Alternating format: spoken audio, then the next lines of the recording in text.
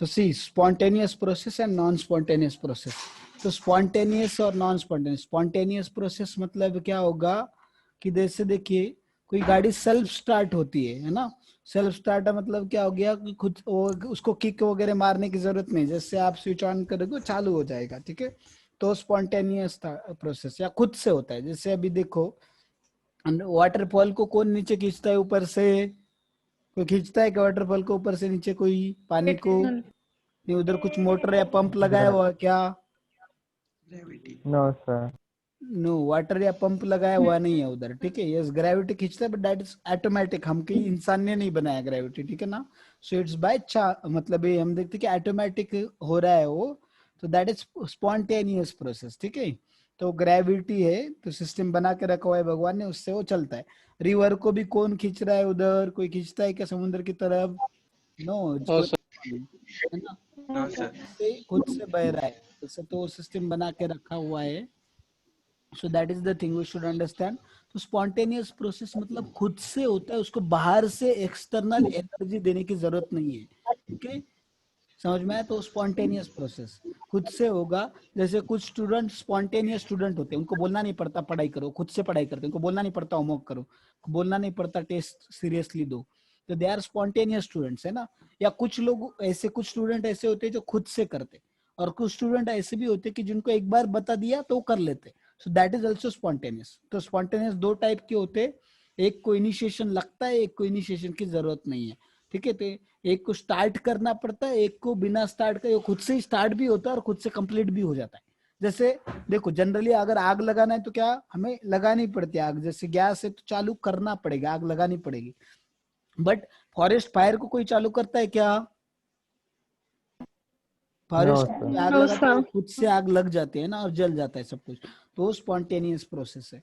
तो spontaneous process हम देख रहे हैं जो खुद से होता है बाय इट्स ओन. तो कुछ लोग देखो, कुछ चीजें क्या होती है खुद से चलती है, खुद से चालू भी होती है और खुद से खत्म भी होती है. और कुछ चीजें जो है it is just we can see that it is उसको धक्का स्टार्ट बोल सकते हैं हम लोग. कुछ सेल्फ स्टार्ट होती है गाड़ी, कुछ धक्का स्टार्ट होती है ना. कुछ गाड़ी को धक्का दिए बिना चलती नहीं हो, धक्का देना पड़ता है उसको. जैसे लोकल ट्रेन से मुंबई में, तो उसके अंदर फैन है तो आप स्विच ऑन करो भी तो वो चलता नहीं, उसको पेन से घुमाना पड़ता है तब वो चालू हो जाता है. ठीक है, तो दैट इज स्पॉन्टेनियस प्रोसेस. तो either you require to initiate it or it will initiate by its own and it will start and it will get completed. That is spontaneous process. अभी डाइजेशन खुद करते हैं क्या आप? Digestion अभी अंदर देखो, अंदर में खाना खाया है, अभी वो स्मॉल इंटेस्टाइन में चला गया, अभी इधर चला गया, उधर चला गया, अभी लीवर में गया, उसमें से टॉक्सिन निकाले गए, अभी इसमें से न्यूट्रिएंट में एब्जॉर्ब कर रहा हूँ, अभी उसमें एसिड मिक्स करना है मुझे. आप करते क्या डाइजेशन? आपको पता भी है कि उसके अंदर क्या क्या हो रहा है? No. No. Yeah, you don't know also. You know some person is illiterate. That is in his body also same things are happening. Whether you know or don't know, it doesn't matter. It's going on spontaneously, automatically. So that is spontaneous process. ठीक है? समझे? Yes. Okay, that is spontaneous. तो जितने भी natural processes है irreversible है और वो स्पॉन्टेनियस भी है. इरिवर्सिबल के साथ साथ नेचुरल प्रोसेसेस क्या है? स्पॉन्टेनियस भी है. Is it clear everyone? या स्पॉन्टेनियस खुद से होती है. तो नेचुरल प्रोसेसेस जो है वो खुद से होगी एक ही डायरेक्शन में, एक तो फॉरवर्ड में नहीं तो फिर बैकवर्ड में. वो डायरेक्शन उनका बदलता नहीं है, एक बार चालू हो गए तो रुकते ही नहीं है ना. So like that is spontaneous process. Non spontaneous मतलब जो क्या होगा जब तक आप एनर्जी, जैसे कुछ लोग रहते जब तक आप चिल्लाओगे होमवर्क चेक करोगे वो करेंगे, जिस दिन से चेक करना बंद कर दिया होमवर्क करना भी बंद कर देंगे. जब बोलोगे स्टडी कार्ड भरो तो थोड़े दिन चेक किया तो थोड़े दिन भरेंगे फिर से बंद करेंगे. That is non spontaneous. That is non spontaneous is very very dangerous situation. ठीक है, तो नॉन स्पॉन्टेनियस प्रोसेस मतलब जो खुद से नहीं होता, उसको कंटिन्यूअस एनर्जी देना पड़ता है तभी होता है. जैसे फैन है, जब तक इलेक्ट्रिसिटी है तब तक चलेगा, बाद में बंद हो जाएगा. लैपटॉप भी है, जब तक चार्जिंग है तब तक चलेगा, चार्जिंग खत्म हो गया बंद हो जाएगा. ठीक है, बराबर कि नहीं? समझ में आ रहा है सबको? Yes, sir. या Yes, sir. तो ये जो सारे इलेक्ट्रिकल अप्लायंसेस है they are non spontaneous in nature. Non-spontaneous. या नॉन स्पॉन्टेनियस. बट जो नेचुरल फिनोमेनन है, जैसे आपका ग्रोथ है, दूध का दही बनना है, उसमें अगर आपने विर्जन डाल दिया थोड़ा सा वो चालू हो जाता है, दही खुद से बन जाता है, वो बनाना का जरूरत नहीं पड़ता, खुद से होता है.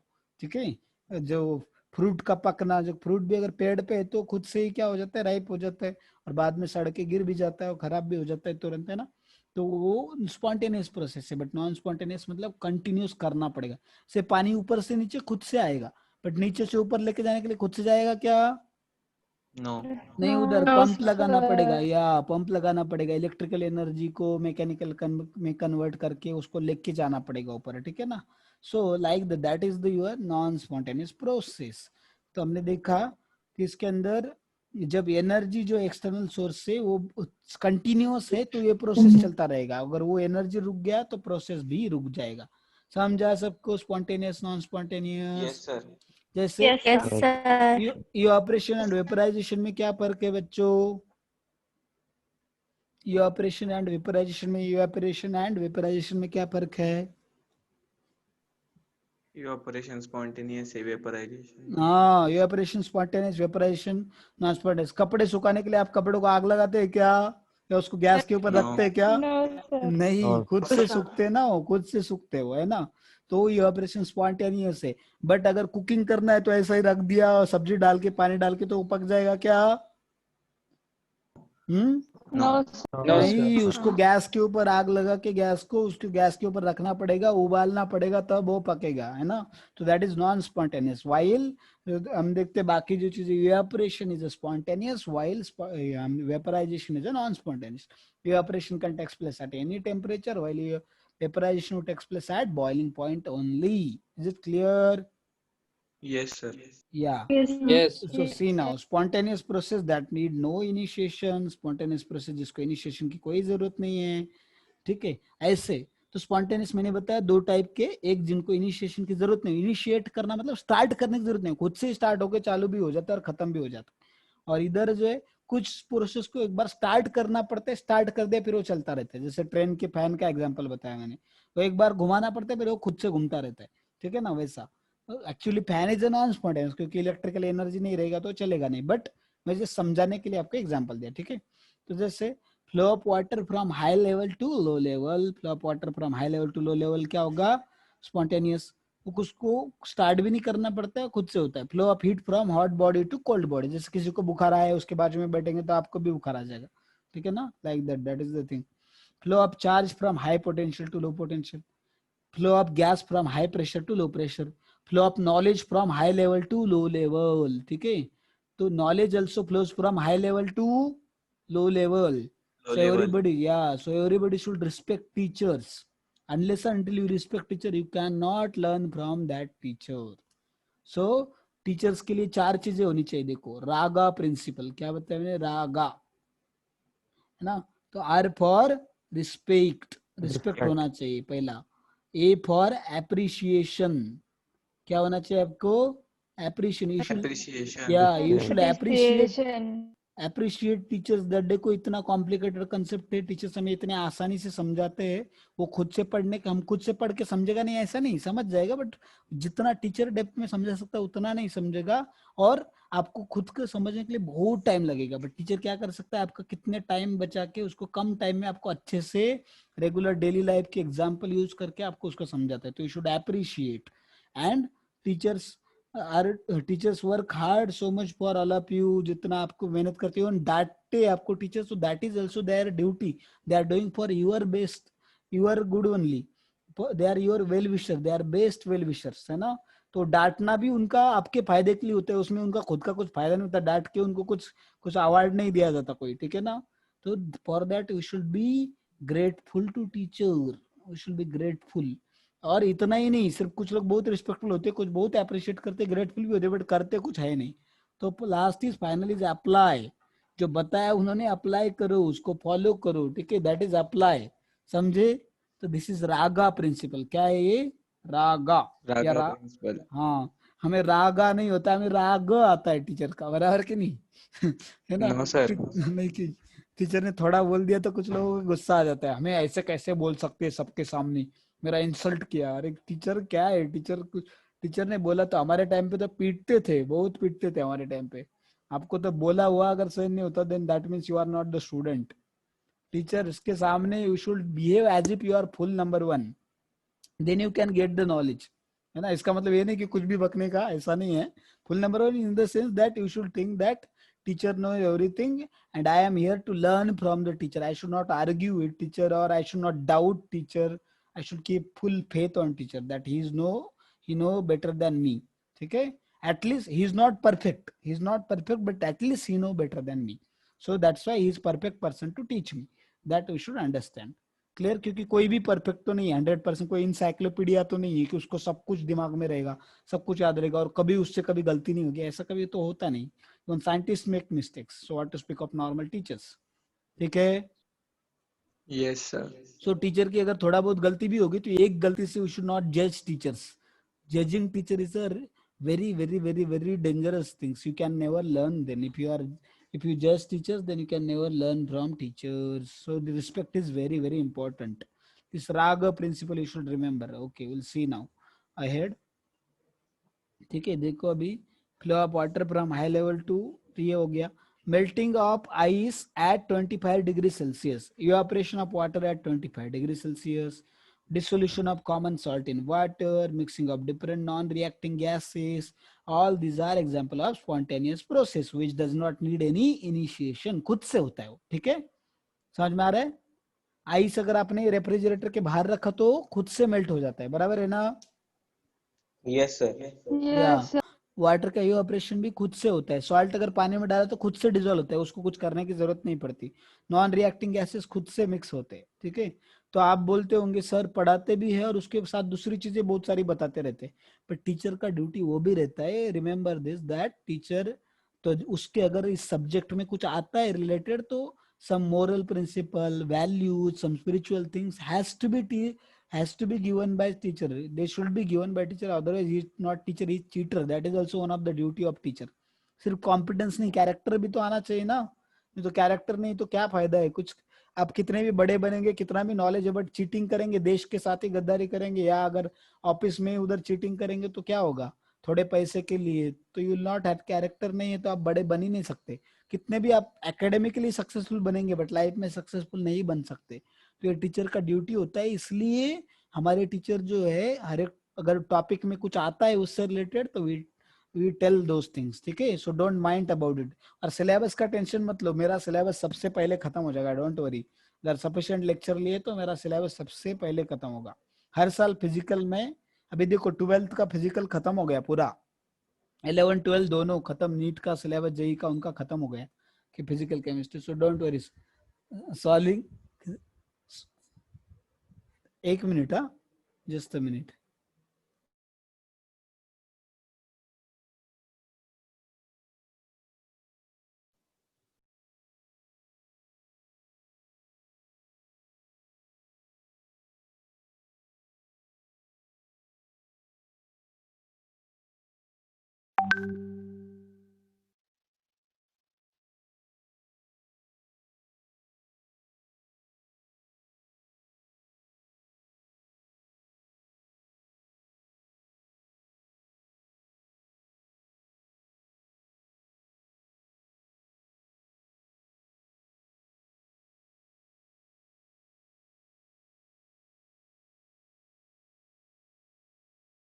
What I was telling then, see, so that's what I was telling, that teacher should give values also, ठीक है। तो चलो we'll move ahead now.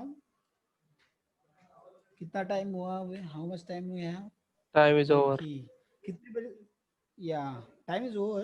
2 minutes are remaining. Time 5 o'clock. 2 minutes are there. हाँ, 2 मिनट में बहुत कुछ हो सकता है, 2 मिनट में दुनिया बदल सकती है, 2 मिनट में मैगी बन सकती, तो एक टॉपिक क्यों नहीं खत्म हो सकता है कि नहीं। Yes, sir. Yes, sir. Yes, Sir.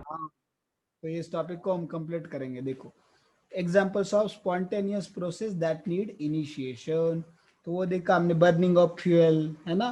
तो देखो बर्निंग ऑफ फ्यूल खुद से स्टार्ट नहीं होगा, हमें एक बार आग लगानी पड़े। जैसे गाड़ी के अंदर पेट्रोल है, देखो, तो हम स्टार्ट करते हैं, मतलब क्या करते हैं, उसके अंदर स्पार्क प्लग होता है, तो जैसे स्टार्ट कर, हाँ, इग्निशन स्पार्क, एक छोटा सा स्पार्क जो होता है वो क्या होता है, फ्यूल में जाता है और फिर फ्यूल का इग्निशन स्टार्ट हो जाता है और फिर वो खुद से चलता रहता है। कंटिन्यूअस सेल्फ स्टार्ट बटन दबाते रहना पड़ता है क्या कंटिन्यूअस जब तक गाड़ी चला रहे No, तब? sir. No, sir.